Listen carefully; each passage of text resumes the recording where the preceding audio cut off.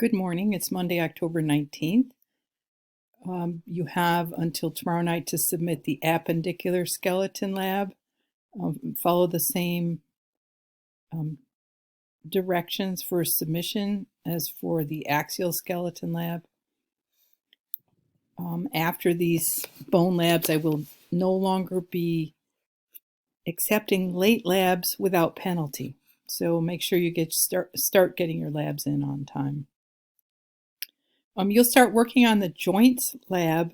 One thing about the joints lab is that you really have to pay attention to my green words here. They're not particularly difficult, but you really do need to memorize the chart in the text if you want to pass. You'll notice that chart. It's all over that chapter. And there are 3 activities you have to do before the test is available to you. And this week is the lab midterm. So to study for this, you are going to look over your lab materials, of course.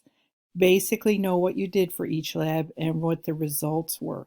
Make sure you read all the corrections that I have been making on the labs that you have turned in.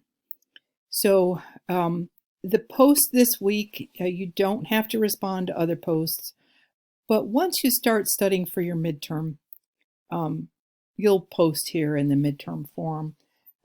Think of, as you're studying, think of some topics that you believe will be on that midterm, that you have focused on in your studies. Not everybody thinks the same way in terms of what's important, and I think it's a good idea for other students to see what other students think is important. These are the 3 activities: the joint worksheet, the knee joint, and the joint movements. You'll notice as you go through this chapter that there are a lot of joints that we don't need to know. We don't need to know the hip. We don't need to know the shoulder or the elbow, but we do need to know the knee. And the knee, I've chosen the knee because it is the most problematic joint in the human body. Anyone who's been in high school sports or college sports or having fun sports knows the effects of knee damage on normal movement. So the knee is really important to us as humans. The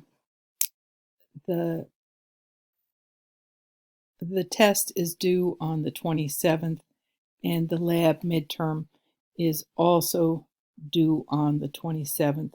And that lab midterm will cover all labs through the joints lab.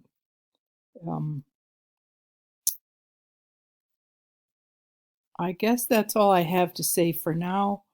If I find that I have more information for you about the labs, I'll get it to you in an announcement. But really, it's basically study the labs that you've done, reading over your lab worksheets, looking at the corrections, and incorporating that. So I hope you do well this week. It's kind of a heavy week, and I hope you have a nice day.